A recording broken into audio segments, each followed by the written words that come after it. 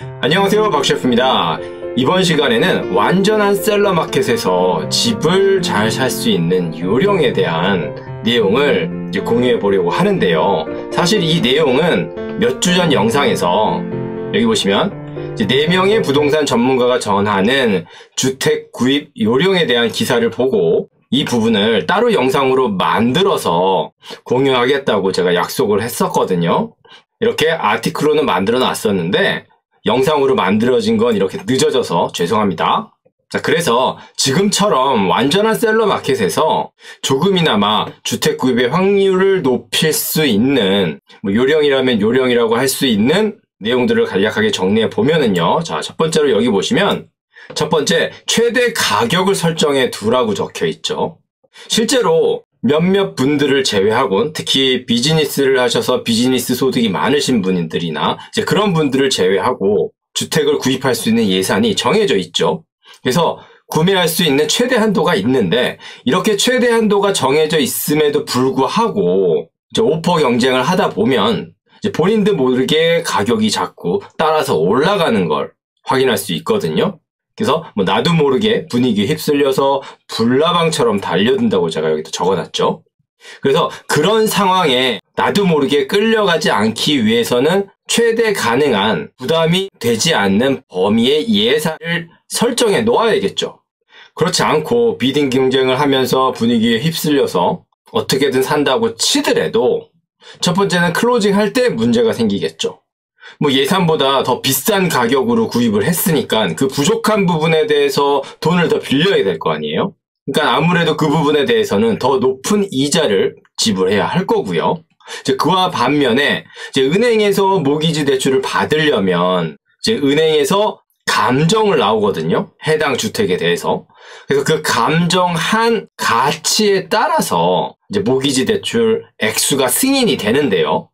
이렇게 높은 가격으로 주택을 구입하게 된다면 구입한 가격이 실제 감정 가격보다 높을 수밖에 없겠죠. 그렇게 된다면 감정가보다 비싸게 준 가격만큼 대출을 받을 수 없기 때문에 그 부분을 본인의 자금으로 채워 넣어야겠죠. 자금이 넉넉하신 분들 같은 경우야 문제가 되지 않겠습니다만 대부분의 분들이 다운페이를 20%까지 하기 위해서 최대한 자금을 끌어모으는 그런 상황을 봤을 때는 쉽지 않은 상황에 놓이는 건 확실하죠. 그리고 또 하나는 주택을 구입했으니까 언젠가는 팔 거 아니에요? 그런데 그 팔려고 하는 시점이 언제가 될지는 알 수 없지만 장기적으로는 문제가 없다고 치더라도 단기적으로는 워낙 비싸게 구입했기 때문에 자기가 주고 산 가격만큼 받지 못하고 판매할 가능성도 높아지는 거죠. 그래서 그런 이유에서 최대 가능한 예산대를 정확하게 설정해 두고 오퍼를 쓰는 전략이 필요하다는 겁니다. 자, 그리고 두 번째를 보시면 살 수 없는 집을 쫓지 마라고 돼 있죠. 예를 들어서 해당 매물의 애스킹 프라이스가 90만 불이고 105만 불에 판매가 됐다면 애스킹 프라이스보다 15만 불 더 비싸게 팔린 거죠. 그러니까 애스킹 프라이스는 90만 불이라고 적혀 있지만 실제로 판매되는 가격은 최소한 105만 불이기 때문에 예산이 90만 불인 바이어 같은 경우는 애스킹 프라이스가 90만 불대가 아니라 그거보다 최소한 15만 불이나 20만 불 더 저렴한 애스킹 프라이스가 70만 불대로 형성되어 있는 매물을 봐야겠죠. 어떻게 보면 간단한 계산이긴 한데요. 실제로 쇼잉을 하고 오퍼를 넣어보지 않으신 분들은 이런 현실이 와닿지 않을 수도 있거든요. 어디서 많이 들어서 비싸게 팔린다고는 하는데 그게 본인이 경험한 게 아니라 들은 얘기이기 때문에 쉽게 잊혀지는 거죠. 그래서 이렇게 애스킹 프라이스보다 15만 불, 20만 불 이제 최소한 비싸게 팔리고 있다는 걸 인식하는 게 쉽지 않은 거죠. 그래서 쇼잉을 하고 오퍼를 내서 실패를 해보면 이런 부분 같은 경우는 금방 수정이 되는 부분이긴 합니다만 경우에 따라서는 이 비효율적인 과정을 거치면서 좋은 기회를 놓치고 그 사이에 시간이 지나서 가격이 더 올라버린 상황에 이제 곤란하게 된 경우도 있었거든요. 그러니까 다시 정리하면 이 정도 예산이면 살 수 있겠다는 그 눈높이를 현장에서 경험해보고 최대한 빨리 조정을 하고 이 조정된 눈높이로 쇼잉을 하고 오퍼를 넣는 현실 감각이 필요하다는 겁니다. 자, 그리고 세 번째 같은 경우는 이제 예산안에서 작은 것부터라고 적혀 있는데요. 위에서 설명해 드렸던 내용과 연관이 되는 부분인데요. 여기 보시면 생애 첫 주택 구매자라면 좀 더 작은 사이즈에서 우선 시작하는 것도 방법이라고 돼 있죠. 제가 여기 왜 이렇게 적어놨냐면 이제 많은 분들이 타운하우스 이상의 주택을 원하시죠. 근데 뭐 단독주택은 워낙 비싸니까 그것까지는 아니더라도 최소한 조그마한 백야드나 가라지가 있는 타운하우스를 원하시거든요. 뭐 예산도 되고 기회도 돼서 그런 주택을 처음부터 구입해서 그렇게 시작하면 좋죠. 참 좋은데 현실적으로 그게 안 됐을 때는 과감히 한두 단계 작은 사이즈로 낮춰서 구입하는 것도 방법이라는 거죠. 사실 방법이라기보다는 그렇게 해야 하는 게 효과적이죠. 왜냐하면 지금과 같이 강한 셀러 마켓에서는 본인이 사야 할 주택이 단독주택, 세미대치, 타운하우스도 프리홀 타운하우스, 메인터넌스를 내는 타운하우스, 그리고 스택 타운하우스, 그리고 컨도미늄, 이 유형별로 어디에 본인이 포지셔닝이 돼야 하는지, 이렇게 자신의 포지셔닝이 어디에 속하는지를 정확하게 잡고 시작하는 게 가장 중요하거든요. 그러니까 이상은 타운하우스라고 하더라도 본인이 잡을 수 있는 게 콘도라면 일단 콘도를 잡아야겠죠.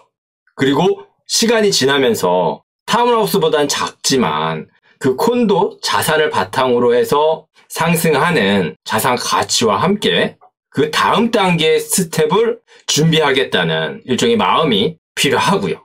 자, 그리고 네 번째는 이제 대부분의 구매자가 원하지 않는 것을 따라가라고 돼 있죠. 여기 보시면 내 눈에 보기 좋으면 다른 사람 눈에도 좋아 보인다고 적혀 있죠.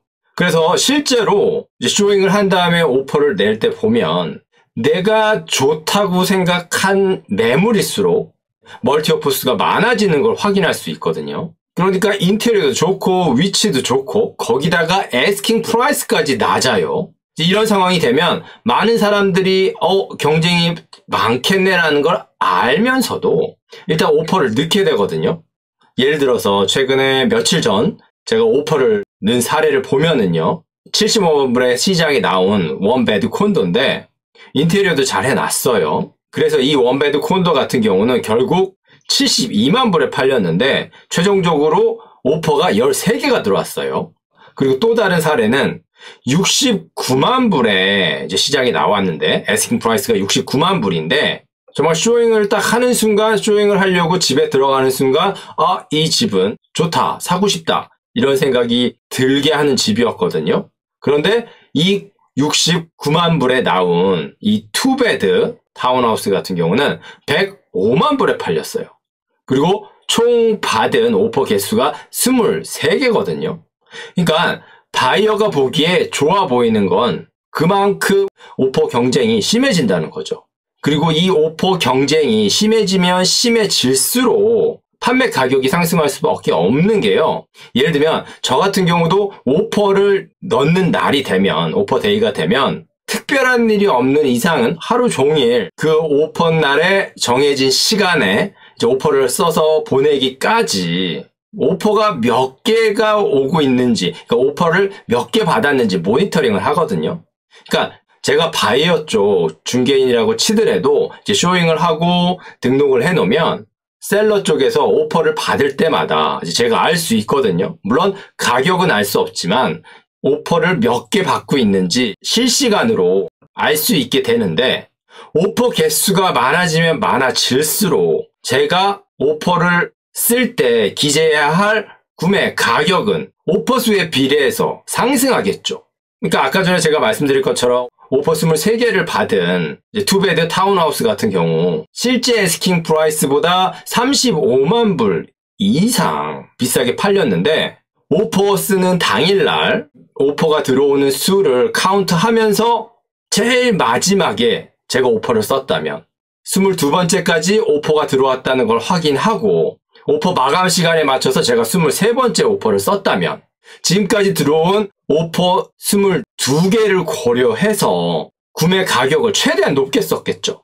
그리고 이런 오퍼 경쟁을 많이 해본 리얼터 같은 경우는 해당 매물에 대한 MLS를 확인하고 쇼잉을 하고 그리고 상대방 중개인과 대화를 하고 이제 오퍼를 작성해 놓고 오퍼 당일날 오퍼가 들어오는 이 오퍼 개수를 실시간으로 모니터링 해 보면 오퍼 개수가 늘어갈 때마다 어느 정도 가격으로 얼마나 가격을 더 올려서 오퍼를 제출해야겠다는 일종의 느낌이 오거든요.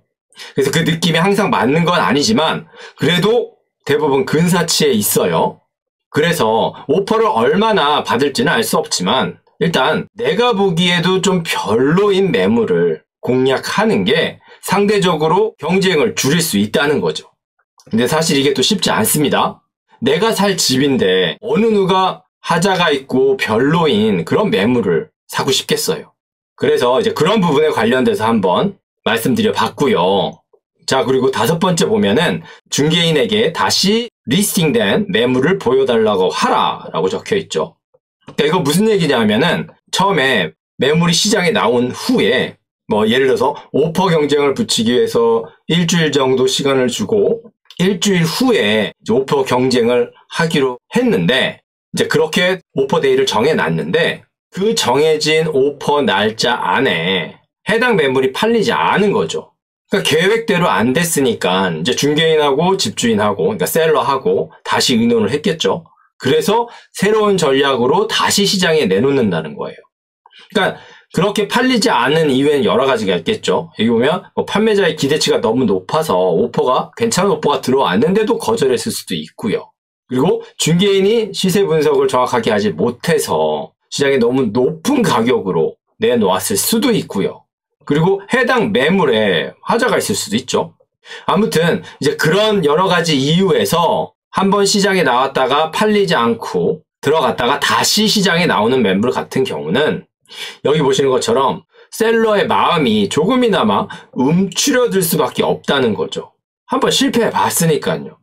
이렇게 강한 셀러 마켓임에도 불구하고 자신의 매물은 첫 번째 리스팅에서 실패했으니까 두 번째는 어떻게 해서든지 팔고 싶을 거 아니에요.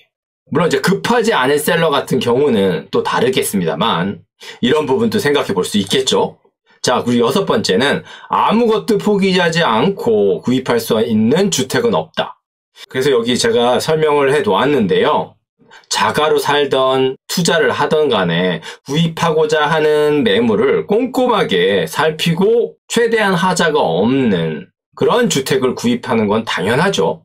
이제 당연한데 가끔 보면 해당 매물에 대한 단점들을 고려할 때 그 단점이 이 주택을 구입할 때 얼마나 큰 부분을 차지하는지 보다도 단점 하나 그 개수를 중요하게 생각하고 그 개수를 바탕으로 해당 매물의 가치를 평가하는 경우도 있거든요. 예를 들어서 여기 보시면 지붕에서 물이 새서 벽으로 흘러내렸던 자국이 있어요. 이거 워러 데미지죠.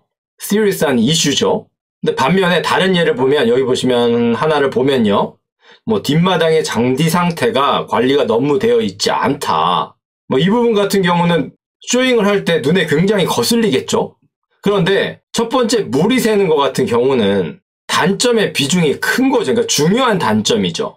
근데 뒷마당의 잔디 상태 같은 경우는 데미지라고 볼 수는 없죠. 관리가 안 돼 있는 거죠. 관리만 하면 다시 원상 복귀시킬 수 있는 거잖아요. 그런데 많은 경우를 보면은 이런 크고 작음의 차이가 있음에도 불구하고 같은 크기의 단점으로 카운트해서 비교하는 경향이 있다는 겁니다. 지금같이 강한 셀러 마켓에서는 작은 부분들은 포기할 수 있어야 된다는 거죠.